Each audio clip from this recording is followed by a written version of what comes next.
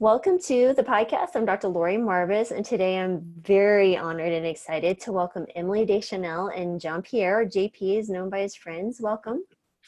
Thank you for having us.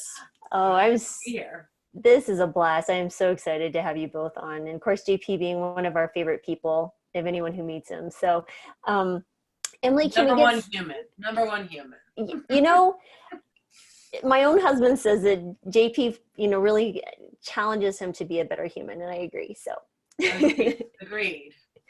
So Emily, can you tell us a little bit about? You have so much we want to talk about, but just maybe your journey into becoming a vegan. We can kind of start there.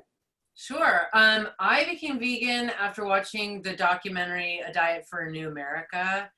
It was shown in our high school. Interestingly enough, we had a teacher who brought in different speakers on a day to debate we had two doctors debating whether it was healthy to be vegan, whether it was healthier, whether it was not healthy at all. And they had two different people. I was very convinced by the doctors speaking, and I don't know, I wish I knew who it was, but it was speaking about how they wouldn't treat anyone who ate meat. And then you had another doctor who was arguing to eat meat, but he didn't really have many sound arguments, in my opinion.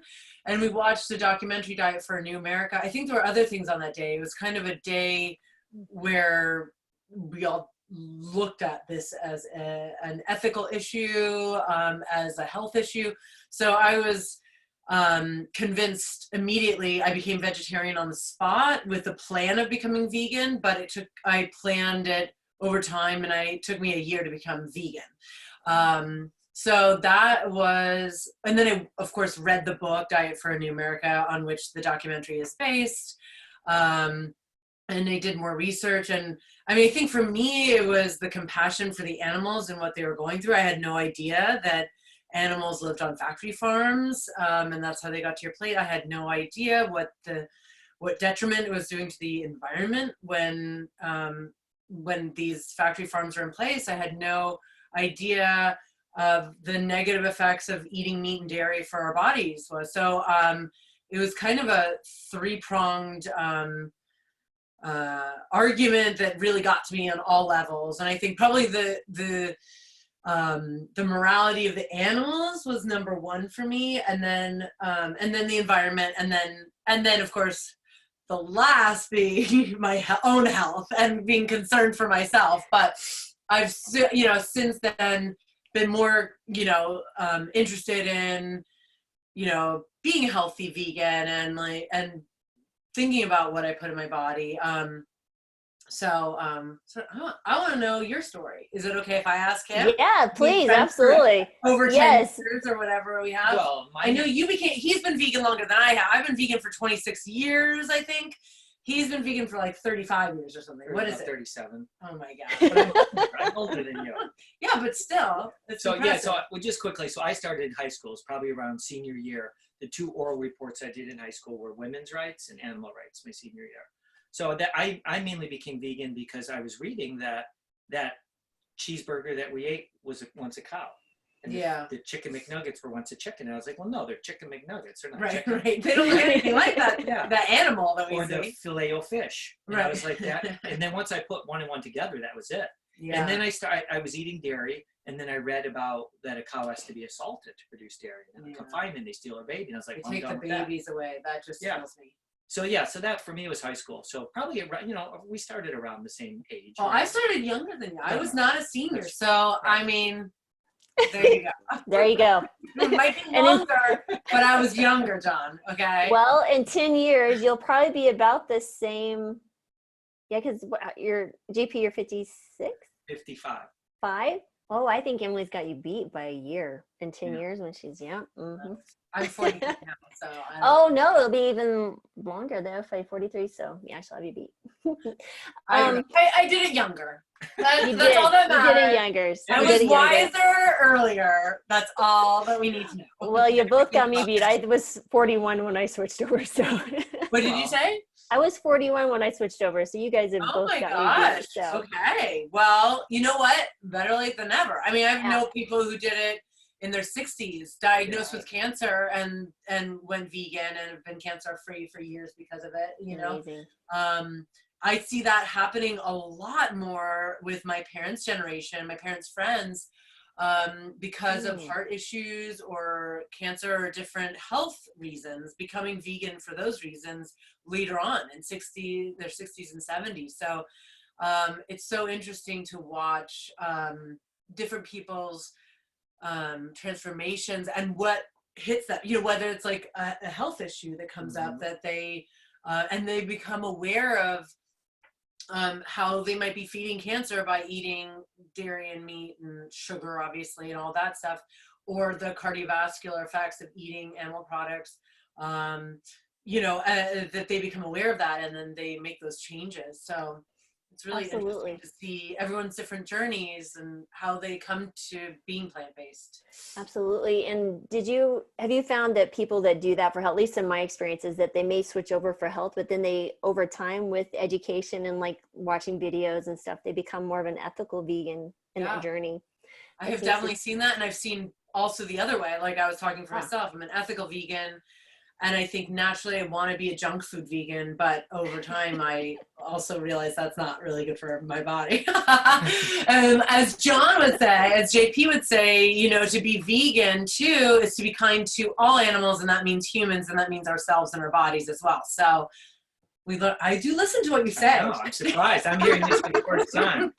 I will repeat everything, and my mom will repeat things that he said to her friends, and I'm thinking, JP's, you know, legacy reaches very far and wide. He's affecting all kinds of people he doesn't even know.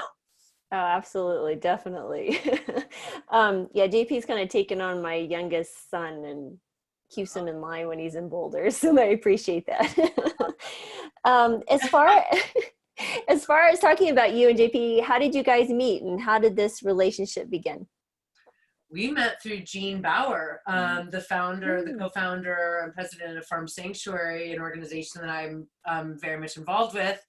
And we met at an event at the Orland Sanctuary. I think it was Thanksgiving. It was a Thanksgiving event, and I spoke. Yeah, I spoke a lot. Yeah, it was a long. She was really way good. too long of a speech. I was preaching to the choir too, because most people who were there are already on board with, you know, protesting, you know, animal cruelty. Anyway, but Jean introduced us, and so we started working together not that long after that, working fitness-wise, working out together, and then, you know, I'll start listening to, I thought he was totally insane when I first met him. I mean, for many reasons, as many people do, and then as you spend more time with him, you start realizing, like, oh, he actually is probably right about that, even though it goes against everything in our culture.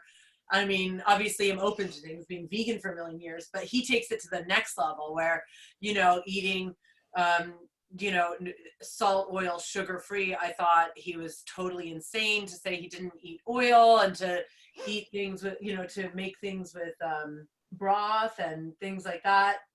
And now I mostly eat that way.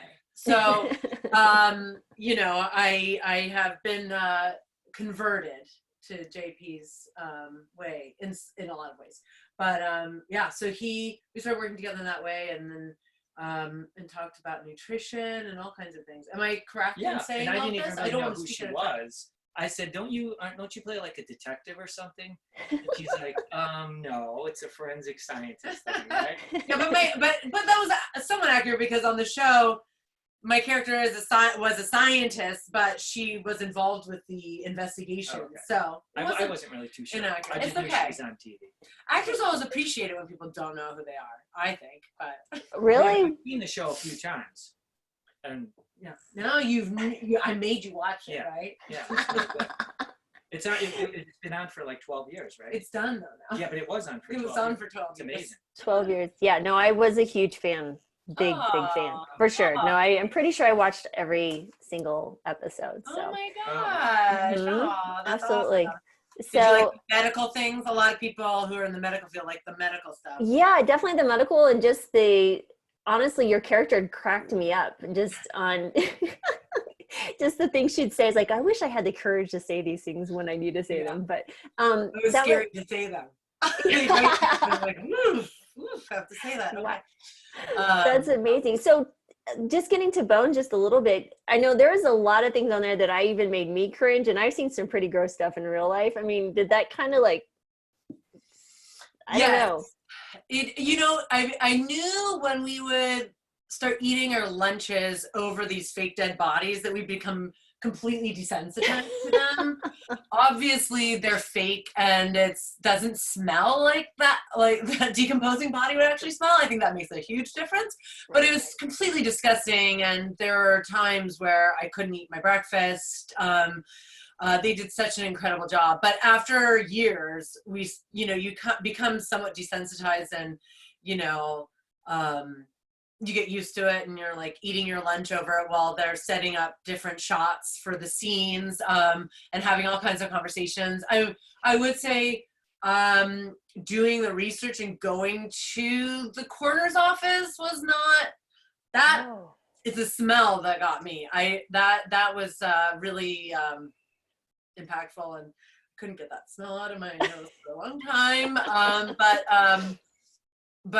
Yeah, so definitely things grossed me out, but at a certain point we became pretty desensitized to it, and we'd start realizing, like, why are we so comfortable eating our sandwich over this disgusting dead body? And we'd like discuss the goop. We call it like corpse gravy, because there'd be all this like gross liquid around the bodies, because because it was called Bones, and it was about it wasn't just like CSI where it could be a fresh body.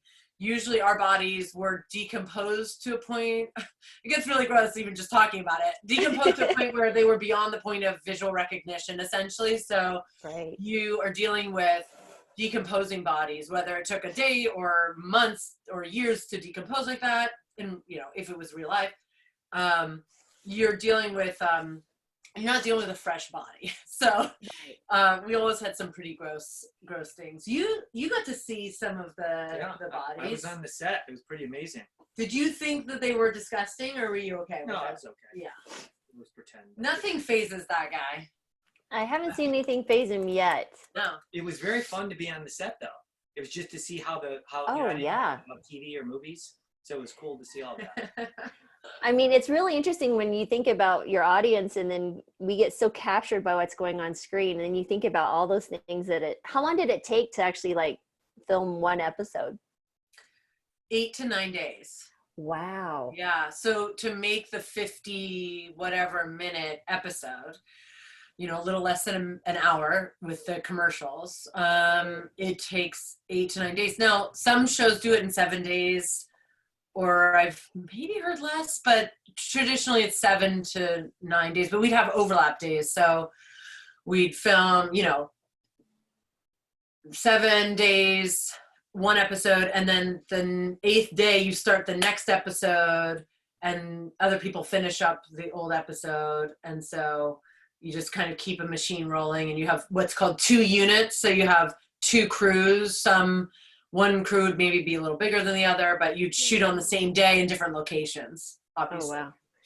It'd be a little hard if you were in the same location, but they're very clever. The people who schedule things for, especially television shows, have to have the kind of mind that just blows my mind, to be able to schedule and fit all those pieces together. And I mean, there's so many things to consider, from location availability. Anyways, that's a whole other conversation, but yeah.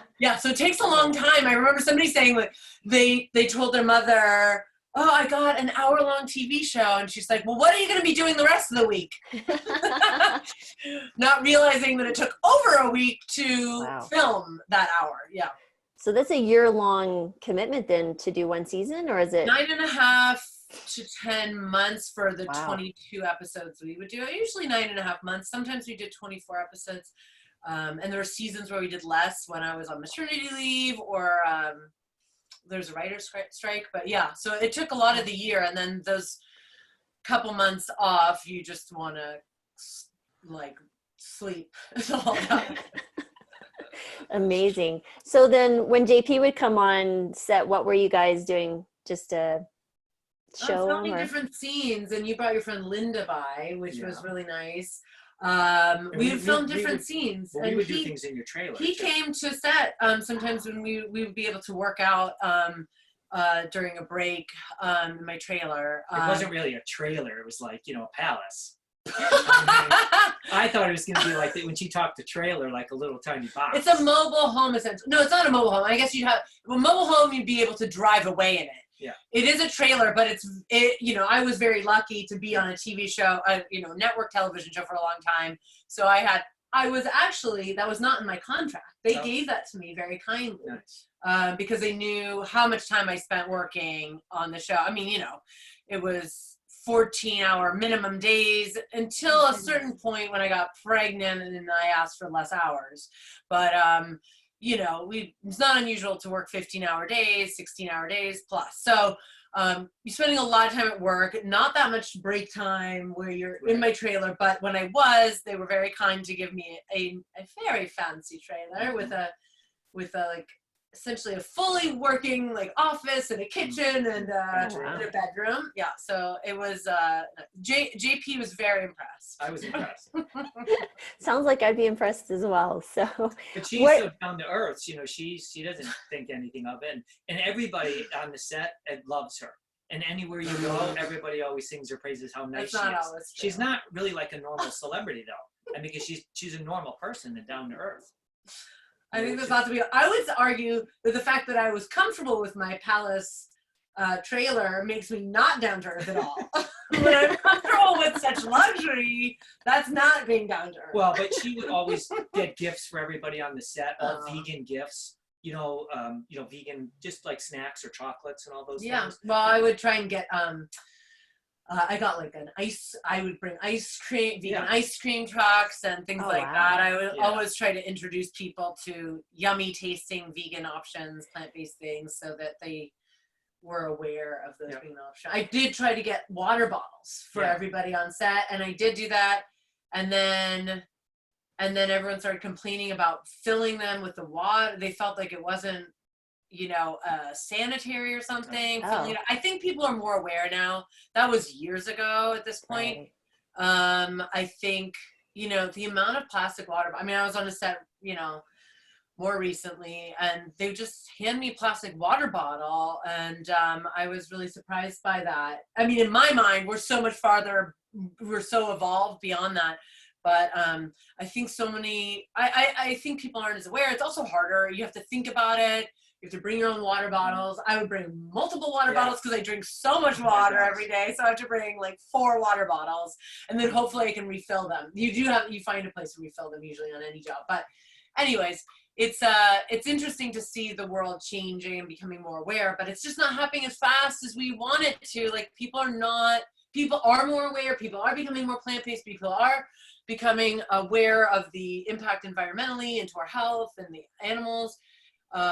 From what they eat to the water bottles, etc. But it's just not happening as fast as I would want it to. But I guess we just have to be excited that it's moving in the right direction. Yeah, absolutely. Any progress is progress. But I agree. I understand, because people are surprised how aggressive I can be with patients on transitioning, because they're like, listen, your life, I only have this few minutes with you, or this is an urgent issue. I mean, your life is more important to me than you're being frustrated with me right now for me sharing this with you. Right. When you speak about environmental, I love that. Yeah, I don't know my patients do. Like they such come a back. sweet person. Like, not that like being sweet and being tough they can't live in the same place, right? Right. Like, just knowing you a little bit, you're just such a sweet person. So I want to see you being tough with people. I love it. You can ask JP. Ask my children. How about that? There you go. Oh yes, I've met your daughter. Ask your husband. Yeah, poor Patrick. He lost 70 pounds because of that aggressiveness. It's all good. Wow, that's amazing. I did not know that. That's incredible. Yeah, and so we're real thrilled with that. Absolutely. That's incredible. That is a huge accomplishment. Yeah, especially when you're only 5'6". So that is a huge accomplishment. Huge. That's amazing. I'm curious though, because you speak so passionately about environmentalism. What would you like to see, or like, what maybe can you recommend, or do you encourage your fans or people who are hearing this? What can we do on an everyday basis, or maybe haven't thought of doing before to help? Well, I mean, John's the real expert on all this, but I would say that, you know, and I gave this to him as well, and I gave it to a lot of people, a box of different things that have helped me live a lower waste life, and certainly taking plastics out wherever you can. And I'm continuing to research everything, but using a reusable water bottle. I like a stainless steel one. You can get glass ones. You can get any kind of, you can get a plastic one, but a reusable one, right? I mean, I prefer not to use so much plastic, but as long as it's reusable, and bringing that with you throughout your day. You know, I discovered we have these things, it's from a company in Los Angeles, and I'm sure other places do it too, but it's called No Tox, and it's that's the company, but they make a bar soap for your dishes. So you're not using that plastic bottle when you wash your dishes. We also got these spray bottles where you fill up, there's recipes on the side, so you fill it up with different things. Okay, I'm gonna have to send you these things if you don't have them, because they're really awesome. You have a recipe. Okay, you have a recipe on the side for different types of cleaner, whether it be all-purpose cleaner or certain surface cleaner, glass level. So you have different, and it's it's in glass. So those have been really great. You know, obviously eating plant-based, you're contributing so much less for the environment. You're contributing less bad things, I guess, to the environment from greenhouse gases, the water used, and then obviously the cruelty, all of that. You know, from factory farms are just terrible for the environment in general. So eating more plant-based as much as you can. You know, just thinking twice about buying things, not being wasteful. And I struggle with this all the time. Like, do I need that other, you know, piece of clothing or that other item for my home? Do I really need that? And I'm glad to have friends who really kind of live a more minimalistic lifestyle that are really inspiring to me as well, not to mention this guy here. Like, to be considered about what you're purchasing, what you're buying, and if you're gonna buy something, buy it secondhand, so you're not contributing to you know, consumerism in that way where you just buy and you're, you know, not, you know, you're buying something new in that case that just was made with all kinds of resources, etc. Whereas if you're buying something already used, it's already been in the world. What else would you say for people living in their day-to-day life? So I just use this type of bottle. It's clearly filtered, and it has a filter in it. So no matter where I go to the airport or whatever, I can fill with any type of water, and it filters it. So I never have to buy plastic, which I don't anyhow, but I never have to. Or I just use, like what Emily does, is, you know, she has pure water, and then she just fills her bottles up. And I've never seen anyone in my entire life who has more stainless steel bottles than you. Never. And I lose them all the time, though. That's why I have so many. I literally was just thinking I need to buy more because. My gosh. Oh my gosh. And because I lost too. You have. You've given me glass ones that are broken, too. I'm embarrassed to say, but I'm very clumsy. So the stainless steel is better for me. I've broken the glass one, and my mother-in-law cut her hand not realizing there was glass on it once. So I felt terrible about that. But anything to not have single-use plastic. Yeah. You know, I mean, I think that's the easiest thing. And then bringing your own produce bag and your own produce cloth bags. Yep. So you can put your lettuce in. And I go to the farmers markets when I'm in an area that has it. And it's easy because I just bring my own I might bring my own actually tubs, because then I buy blueberries that way. I'll buy a case of blueberries and I just dump it all in there. So do you put them in what kind of container do you bring to the blueberries? I just bring my own, whatever it's stainless steel or anything that I have. But I only buy blueberries that are in like a compostable container. I never buy the plastic ones. But now I've taken it just to a different level. I just dump them in there and then give them the compostable ones back and say, please reuse it. Yeah. But our organization even goes to the extent of, like, for instance, this is just a patch. It says Living with Harmony. And so we just put it on our old clothing. So this way our organization doesn't need to buy clothing that has our logo on it. Because everybody has a bag, and everybody has a hat, and everybody has shirts or vests or jackets. So this is just an extra step that we've taken. But then they have to like iron it on or sew it. And that's the burden. Oh my gosh, that's a burden. It's a lot easier just going online, right? And have you ever seen this? I've seen people get a box this big, and they literally had a battery that big in there, all wrapped in bubble wrap. Yeah. I mean, Oh, it's like, wow. how's that possible? Yeah. The waste and The waste. packaging. Oh yeah, it's unbelievable. So can you tell us more about Living with Harmony, JP? Because I know Sure. that's So one thing we Living want with to talk Harmony, about. I'm one of the co-founders, along with Andrea Rose, and it's our organization that is dedicated to preserving the planet and, of course, animals, and then humanity. Because there's a lot of animal activists out there, or vegans, that they just care about, say, for instance, animals, but they're not very nice to people. And as Emily said earlier, you know, the whole concept of ahimsa, which is a Sanskrit term for compassion and reverence for all beings, means all beings. So every expression of life, to the little ant, to the majestic whale, or to a human being. So we have to be kind to one another too. But, you know, just like you would put a stethoscope on your patient, what would happen if we put a stethoscope on the earth? What would we find out's been happening to the earth? I mean, look what's happening with the Amazon in Australia. It's a tragedy. We are responsible for that. So our organization is just dedicated to mainly educating people about plant-based eating and living. We coined a term called planet-based living. So where it talks all about the planet and all about the animals. And so someone like Emily, it's so nice and refreshing to meet somebody and work with somebody who has the same values, believes in what we do. You know, because when I talk about it, she's all on board with it. So it's refreshing. So tell us also, you have an event coming up in May in Chicago. Yes, I have our annual retreat.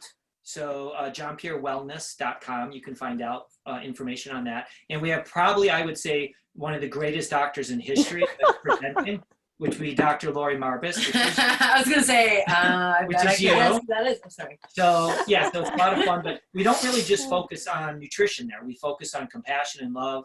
We talk about morning rituals, evening rituals, sleep rituals, women's empowerment and safety. So we cover a lot of different things. Most everything that's been in my books that I've written, we cover. And that's really important because you mentioned sleep. So Emily, you said you work these really long hours, and I'm sure there's not much sleep. So did you guys talk about sleep, or how did that affect your sleep, and how did you recover from that? That's tough. It's an interesting question. And honestly, you know, having 2 young kids affects my sleep so much as well. I mean, my 8-year-old's fine, but my 4-year-old still wakes up at night, and, you know, be various reasons. So I don't know. We have talked about sleep, but it's not like, you know, I would say after doing a show like that, I mean, that's the longest, that's unusual for an actor to have a job that long. It's not, so to work that consistently for 12 years on the same job is very unusual. I'd say it's more common maybe for crew members to work and go from one show to another job, whatever, and be working those kinds of hours all the time. And I think about how they deal with sleep. And when I was working on Bones specifically, I really did not get much sleep. And by the end, I, you know, had adrenal fatigue that I'm still trying to work on. But, you know, it's not conducive to being a healthy person working in this business in general. But it's something, but also having young children is not conducive to having like the best sleep either. You know, I mean, I think, you know, we work all the time to get our kids to sleep, but it just doesn't always. I was just talking to 2 other people who have kids around the same age having 4-year-olds, and it's, you'd think by 4 they'd be sleeping through the night, and once in a while they do, but not. Even if he just wakes up for a second, you know, it's like the mom, you have several kids, like, you know, like, I don't know, I wake up the minute I hear any little noise that they make, and even if he goes back to sleep, I've been up, and so it's just exhausting. But sleep is so important. I mean, that's such a big part of health, right? Right. I'm sure you could speak to that. Yeah, no, medical training, and I had 3 small children going through medical school, is not conducive to good sleep either. But oh my God, I forgot that you were going through medical school while you had all 3 of your kids. Yeah, 5, 3, and 10 months, and so you know, I was blessed that when I slept hard, I guess maybe is the best way to do it. But the kids are, yeah, it doesn't get easier, I don't think, because now I just wake up worrying about them, and I don't know where they are or what they're doing because they're out of the house. So I'm like, yeah, you're never gonna stop worrying about them. Nope, not till I'm dead. So yeah. that's all right. But we do talk about sleep. I mean, because you know, adrenal fatigue obviously is serious business, and it doesn't happen overnight. So it's years and years of overstimulating the body and not getting enough rest and recovery, as you know. So there are different herbs that I encourage, and especially essential oils to help people relax. And oftentimes they'll say to Emily, I'd rather have you rest than work out. If in doubt, just get rest. Even today, I can smell the oregano on my feet. Well, Yeah. I had a cold last week. Thank goodness. Lately, I've not. I don't know why I always knock on wood. I don't know if it does anything, but I'll do it. You know, I've gotten colds, but not been very sick. But I got a cold last week, and then I started to feel I was better. And then yesterday I talked to JP, and I was like feeling a little bit not good. And he told me to put the oil of oregano on my feet. So I keep feeling like I smell pizza. I'm driving my kids to school, and I'm like, I feel like we're going to get pizza. I feel like we're going to do pizza parlor. But so I do recommend resting. If in doubt, rest and recover. Because I think we live in this society that our circadian rhythms have been altered because of light and technology, our iPads and iPhones. So we're always being exposed to that light, and our cortisol's on, melatonin's down. So it's the opposite of what we should have. Yes, you do talk about. We have talked a lot about that. It's just that you don't listen. I listen to a certain degree. I just can only do so much in my life. Well, it's true. And I do fall asleep with my kids at like 7:30, like half the nights. So I know it's a problem. That's a good. It is, and I do feel like he's always told me, you know, the sleep you get before midnight is much better quality sleep than any sleep you have after that. And so every time I fall asleep with my kids, it feels really good. And I always think of what you've told me about that. And we have talked about, but yes, I don't listen to this. But you push me so hard, and you say it's better to rest, and you push me so hard in workouts. So that's true. You say this, and like only recently when I'm like sick are you telling me not to work out. But usually you're like, no, let's work out for 2 hours every day. No, here's the thing is you have to find what works for you. And, you know, and it all depends on your constitution and what type of workout you do. Because if you do yoga and restorative stuff, you can do it a long time. But when we do high intensity training, you can do that only a short amount of time, and then you have to recover. And you have to make sure, that's why, you know, talking about nutrition, we do a lot of shakes. Because sometimes you get anorexic, you lose your appetite sometimes after a hard workout. So you're not me. Not you, right. But a lot Never of lose people. my appetite. But it's easier. Me neither. It's easier for her to take in shakes where it's kind of pre-digested for and less stress on her system. So I do like shakes. It is easier to digest, and you get the protein, especially, you know, we've known each other for 10 plus years. But we started working together the last year and a half, I guess. Well, again, we always worked together, but then there was time where you were away, we weren't in the same place, and sometimes we talk, but and we've always been friends, but he you know, when we came back again together, I still had 50 plus pounds to lose after having 2 kids.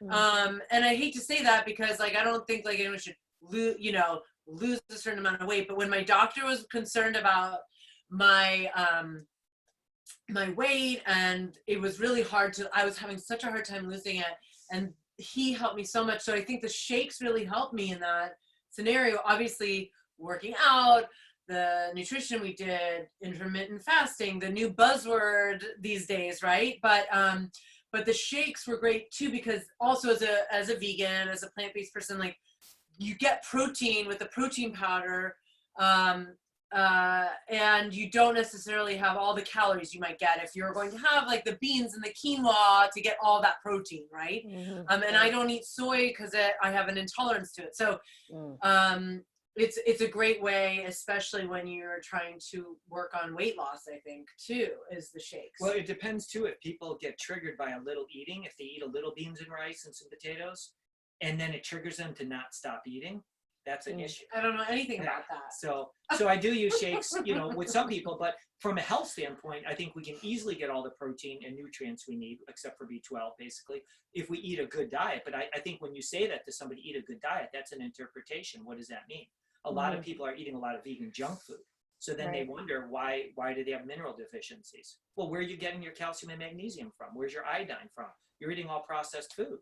I mean, it's manufactured. That's a tricky thing too. That's maybe something to talk about, is the processed like fake meats, which I think are a fantastic transition food for people moving from a standard American diet. But I feel like if then you just rely on that in your life, I personally, I don't like them. I mean, after being vegan for 26 years, the like taste of the imitation meat doesn't taste good to me either. But I also am concerned about eating so much processed food. And I think about that for my kids, especially. My husband likes all the fake chicken and everything too. You know, he's a guy, they called him Chicken Sandwich Dave before he stopped eating meat. So, you know, whatever gets him, you know, to eat more plant-based, right? But, you know, I think transitioning away from that, and I don't know if you, what you suggest for your patients. Yeah, so it really depends on the patient. So if I have someone who's critically ill, like really sick, high blood pressure is out of control, diabetic, you know, I'm like, you have to be 100% whole food, plant-based. If I have someone who's like a teenager, you know, wanting to transition to more plant-based, I'm like, well, let's move into that gently if that's a better option for you. But you have to understand that it's not the healthiest, but it's healthier for the planet, but not necessarily healthier for you. But moving in that direction is always a better direction. But you have to be really careful, because I think physicians were not trained on how to speak about nutrition, obviously.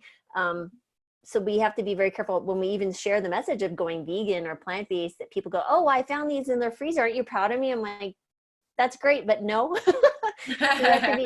Just that message has to be reiterated over and over again, for sure. But. Yeah, the whole food, plant-based, like those words, like I think are important. The whole food part of it, right? Whole food, vegan, whole food, plant-based. I think is the healthiest way to eat, and feels the best as well. But yeah, exactly. It's like, what's the priority? Is somebody like, really, is this an emergency for them? Or is this like, okay, you have some time and they're transitioning, and or will they not follow it? Also, I think that's something that like both of you guys have to consider when you're advising people, like, what will they follow? Will this person like actually do the like fake meats, you know, a few times a week, and that helps them get on the plant-based eating program? Or and if they don't, they're not able to do that, will they just go back and eat their steak, you know? Right. That's a good point. And those are, I think it's how we address it and share the message too. So I always point to a better future by doing this, that people don't think. So once someone has been told you're a diabetic, I think they think it's a life sentence. And then sharing those stories, like, you know, in 7 days, maybe you may not be on insulin at all. And they're like, what? So that alone too will help kind of pull them forward. So I'll use any method. I've done pinky promises, you name it. So. Yeah, well, I think that is so huge. I mean, to be diagnosed as being diabetic, I think you're just, I'm sure you're just, any hope at all that you can not be insulin dependent and not be relying on that, or not that it isn't a life sentence, that they're not stuck in that diagnosis for the rest of their life, is a huge thing to hear. So if people, you know, can hear that and then make the changes that need to be made, right? Right. So I think hope is all that we all want in life, for sure. But speaking of hope and people transitioning, do you have a favorite meal or recipe, or maybe you've seen JP eat sometime? I've never, listen, I have never seen this man even drink a sip of water until today. And I've known him for 10 plus years, and we've flown together. We've flown to Colorado together and like flown back. And I've never seen him drink any water, like not even seen him take a sip. And I've given him food. He won't eat it. We went on a hike with my aunt and my uncle, and she had cherries and like nuts as a snack, and he just didn't eat. I'm like, what's wrong with cherries and nuts? I'm just not hungry. I didn't say. What does hunger have to do with it? You eat it when someone gives it to you, John. That's why we always battle out. But I've never seen the man eat. I swear he's a breatharian. This is all getting cut out, Lori. This is all getting cut out. It's not getting cut out, JP. I did not bring it up, so you can't. Let's get back to your favorite recipe. Okay, favorite recipes that we'll never see JP eat. I'll eat. I love, and I will give a shout out to this woman, Chrissy Roth, who's based in the LA area, and she taught me several whole food plant-based recipes when I was working to lose my baby weight and, struggling, and they're SOS free mostly, salt, oil, sugar free. But I love like black bean tacos that she taught me how to make, that you saute with broth. They're so tasty. She taught me, and then these amazing, I love any kind of Mexican food. So jackfruit tacos and black bean tacos and like a taco salad she taught me how to make. I love all those foods. And then she also taught me how to make a sweet potato quinoa bean burger that is so delicious and whole foods and has no salt, no sugar, no oil, and is obviously plant-based and really delicious. So to me, obviously I've been vegan for, 20 years before I was doing that. And so I was used to that kind of eating, but I think anyone would enjoy the black bean burgers and even I was just talking to someone the other day who was saying, I guess Trader Joe's has some jackfruit that's already in a can with barbecue sauce. And so I'm used to like putting the barbecue sauce and other things with it when making the tacos. But I guess they're coming this way already kind of seasoned. He said it was delicious, and he's somebody who eats every kind of meat and everything, and he liked it. So, I think everyone has their tastes, and you see what you like, but those are some of my top recipes. And soups. I love soups. Nikki makes some good soups. Yeah, and Nikki has been making me food, who is JP's friend, and From she Love makes Always, amazing, delicious food. So recently I haven't been cooking myself, and she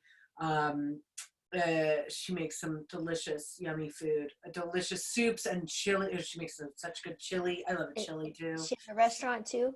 Is this a restaurant? Is that a restaurant other people can? No. She's a chef. Oh, okay. She's in charge of Love Always, which is a sanctuary here. Oh, Love Always. Okay, gotcha. But I think, you do a good job of getting a variety of foods in other than soy. Yeah. You get a lot of grains and beans and nuts and seeds, potato stuff, just a good variety, whole foods. Yeah. Very little processed stuff. Yeah. Just the protein powder when I have shakes, I guess. And the protein, when we use them, we get a variety, but we look for things that have like sprouted brown rice.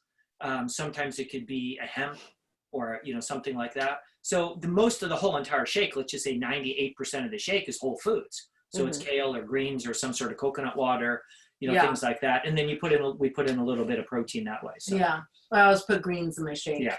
And green powder. Yeah. So, tell me a little bit about your workouts that you're doing with JP. I've got to say, I've never seen torture. I've never seen anybody work this hard. Even athletes that I've worked with, it's unbelievable the stuff she can do. You're just saying that. No, I mean she does push-ups with a backpack on, and we put weights in the backpack. Nice. So most people can't even do push-ups, right? But she goes all the way down, completely down, so her chest is touching the ground, and then comes all the way up with weights on her back, and then does chin-ups. And then we do lots of different running drills, so lots of little cardio kickboxing, so a lot of boxing stuff. She loves to hit. And every time she does it, she always knocks me back. I love to hit you. Yeah, and she's always smiling when she knocks me back. I was like... I've always loved, like I did martial arts when I was younger, so I do love any kind of thing like that. So I get excited when we do any kind of boxing drills or any kind of kickboxing things, and he really mixes it up, and it's certainly about functionality as well, and and then we've incorporated more stretch, and it's really helped my back. What did you say? And rolling. That's so huge too. Manually. That's what I was talking to somebody, as you like get over 40, like flexibility, functionality, and like the rolling and the stretching, it takes up more time and is of more importance, because I think as we get tighter and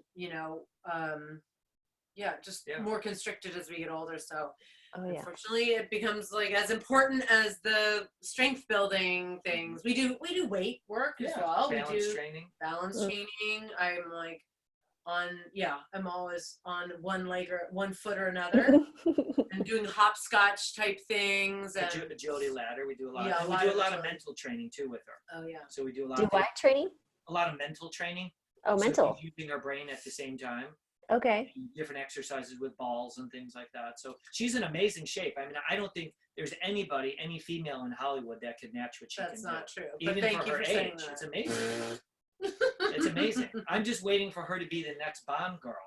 That's what I keep telling. I want her to No, be the Bond. next. Okay, because- well, Bond is fine. That's fine.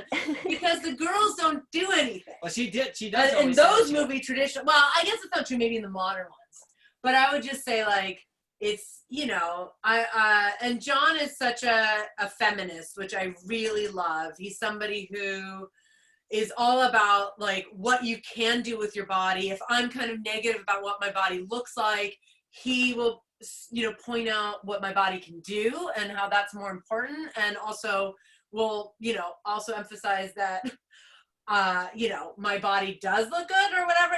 You're in Hollywood, and so the expectations and the perceptions of what is quote unquote healthy or what looks attractive is really kind of an insane and thing. Like that's not necessarily, you're not necessarily strong. Like if you look like the people that are normally in Hollywood, and I've never fit into that, you're not going to be able to like be in an emergency and like help out and get your kids out of a burning building or whatever, right? I mean, I know with him, we're training, we do some stairs sometimes with the fire departments there. I mean, we do multiple stairs. I'm not kidding. I'm behind her, right? And I'm thinking, oh my gosh, is this going to ever end? Because she did the stairs an entire hour, up and down the stairs for an hour. It's like, are you done yet? Is that enough? And then I have to sleep for a week after. But she doesn't see me. I'm behind her, and there's a railing, and I'm like pulling myself up the railing. He's not. He's saying that, but I don't think that's true. You don't But see true. But I will say he is such an amazing feminist, and it's great to be surrounded by men who are feminists and who have like a really healthy perspective on things, and like have the right focus on like being healthy and being strong physically and mentally, and it not being about like how you look, or if it is about how you look, like have it be a healthy idea of what you should look like, instead of like getting caught up in some stupid ideal of being somebody who would be anorexic or whatever. So he's so great at that, and and I love that, and that's the way I like to work too, because I'm only so far motivated to look a certain way, but I am motivated to like, yes, I want to be able to do chin-ups, and we worked for so long to do that, and yes, I want to do really good push-ups, and oh my god, we can do push-ups with weights on my back. That is so cool, and I'm 43, so that's exciting to me. Yeah, it's amazing. And the other thing is, it's important that you mentioned about Hollywood, because do you know how people lose weight out here? I mean, this is the most unhealthiest way to lose weight. Right. I mean, they're literally eating a head of cabbage, and they're drinking stimulating drinks all day, and that's how they lose weight. Or they'll take cotton balls and soak them in orange juice. Oh and my eat them. gosh. Yeah. So they do crazy things. I don't know about that. Yeah, absolutely. I was at a shoot with a model, and the model looked like she was basically a skeleton walking back at me. And she said, oh, the photographer thinks I should lose 10 pounds. And it's like, what would you lose? She didn't even have fat on her earlobes. So, I mean, it's not healthy for anybody. But one thing I'm always stressing with Emily is let's do things that make you healthy and fit. You were given a certain body, and we'll do our best we can with what your genetics are, but we can't do that unless somebody gets surgery or something, or you starve yourself. Oh, so she gets surgery? Is that what I didn't say that. You heard it here. I'm getting surgery. Oh my goodness gracious. So, well, we're pushing up on the time here that we are allotted. Do you guys have any final suggestions or advice for those who are thinking about going on a plant-based diet, or maybe looking at environmentally? Any ideas? I think be kind to yourself, I think, is such a big thing. I think you're not going to be perfect every day. You're not going to necessarily always remember to bring your reusable bag to the grocery store, or the produce bags. Like I'll bring a reusable bag and then I'll forget the produce bags, you know, which is so frustrating to me. But I think being kind to ourselves and just remembering to do it the next time. I think there's so many things that work against us in this world, and if we can be kind to ourselves, I think we're more likely to be successful. So if you are out and about and there's no vegan option and you end up eating something that has something that's not plant-based, don't beat yourself up. Just the next meal, do it, and then think about how you can plan ahead for the time where you are out and about, and bring your own salad or soup or sandwich or whatever it is. Like I think that has helped me when I'm when I'm on this journey of being healthy and plant-based, and trying to be as environmentally friendly as possible and as lower waste as possible. That's certainly helped me. Do you have any other I thoughts? think that's the most important thing, is that concept of ahimsa, compassion and reverence for all beings, and you are a being. So always talk to yourself kindly. Make sure the people around you are speaking nice to you. Try to avoid media that's negative. Try to avoid reading things. So don't live in the world. That's what she always says. I don't live in this world. No, you just don't have to watch TV or read the bad news. You create your own news. Yeah, well, you can do your best, You right? can do your best, right? But remember, the mind is it's like a fertile garden. Whatever you plant starts to grow. So you need to be careful. I mean, it's like with children. You know, you have to be careful the words that they hear, you know, and then that starts, you know, morphing into them. And I've always said that when you squeeze like a lemon, what comes out is lemon juice, because that's what's in there. So when you get squeezed, it means you're pressured, you're stressed. See what comes out. What type of vocabulary do you use? What type of actions? And if you're not proud of those actions, then you need to change what's inside here. So start feeding yourself with good thoughts and good ideas, and avoid people who are toxic and negative. Because we always talk about avoiding toxic air and toxic water and food. But what about toxic people? Here's a question though, because I've been in situations where there are toxic people, and you can't, whether you're in a work environment or something else, that you can't avoid them entirely. Mm-hmm. Like you just make the choices wherever you can to avoid them? And the goal is to build yourself up so you're so strong and powerful that those negativities, you don't see it. I'm not there at all. Well, but it'd be like if you and I went into a restaurant that only served meat, we wouldn't be tempted by it, because we have have our values. Yeah. So it's the same thing when you're around those negative people. When you become strong and powerful enough, you're not influenced by them. I guess I'm not, like, when I've dealt with, I'm specifically talking about a specific person in a specific environment that you know all about, but I guess I'm not influenced to be toxic myself in those instances, but it's so hard not to be brought down. It triggers you. It triggers me, and it has made me feel terrible to be around that. I look at it as that person has a dis-ease, right? It's just like if somebody had a mental disorder, you wouldn't be angry against them. You'd realize they have a mental disorder. So when somebody has that types of toxicity, I think what's the antidote? And the only antidote for that is love and compassion. Right. So that's what I try to give that person, no matter how hard it is. You still want to give them but the even antidote. I've done that. Yeah. I've still given love and compassion. But it still affects me. I don't blame them, because I think that they do have a disease, essentially. Anyways, we'll have our own therapy session. I think it's fabulous. I have my own thoughts. You know, you're planting a seed, because I had a girl just write me, I told you this, a boot camp that I did almost 15 years ago. And she just wrote me and she said, you know, I want to let you know I'm basically teaching plant-based nutrition and compassion now because of you. Now, who would ever think that I planted those seeds 15 years ago? So you plant the seeds and then you leave. Yeah. You know, and that's the best that you can do. Yeah. It's not. But then it still affects you. I mean, you just have to get through it until you become stronger. Yeah, you have to be tough or something. Well, I'm not tough. You are tough in that way. I'm tough physically. Yeah. I want your thoughts. Well, I've been in toxic situations with toxic people you can't avoid, but there will be a point in time that you can remove yourself. And unfortunately, sometimes that's family, sometimes it's close friends, but I say you have to remove yourself. But it does affect you, even if you're tough mentally and physically, because you're a human and you absorb, and you're a compassionate human and empathetic. And so you're going to feel that and absorb it. And I think it's how you process it afterwards. For me, it was because afterwards thinking these things like, well, why is that person like that? And some people you can't help. And some people are they're just bad people. So I'm okay with that. That's okay. There's good people too. So.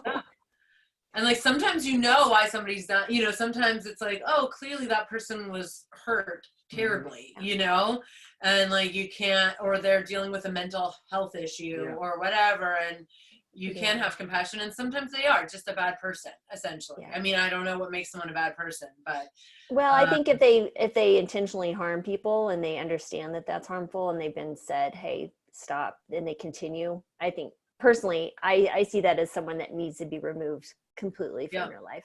And I've done that, unfortunately, but that's what you have to do. And honestly, you're a healthier person when you can do that, because you feel, in a sense, like in control, right? You're not giving up control, and so you own it, and it's like, this is my, like JP said, this is my space, my headspace, and I can only allow certain people in it that are going to be loving and compassionate and grow like a garden, just like your kids. So so I think that's the most important thing that we need in our life is more love and compassion. But I think you made a good point. You made a good point about the plant-based eating. Do the best you can. The more that you put in, ultimately the less bad you tolerate. Don't worry about trying to remove the bad out of your life. Just put so much good in that it overwhelms everything. So you're filling your plate with so much good greens and fruits and vegetables, nuts and seeds. You're like, oh my gosh, I'm full. I'm not going to eat that hamburger now. And if you do eat something that isn't so good for you, you don't beat yourself up. Just say, I'm going to learn from it, and just keep trying new recipes. Well, it's just like bringing good people into your life, right? So the more good you have, the less time you have for the bad. Or the exactly. Well, this is wonderful. Well, thank you both for your wisdom and your words and kindness. And I'm so excited. I can't wait for everyone to hear this. Thank you so much for having us. Yes.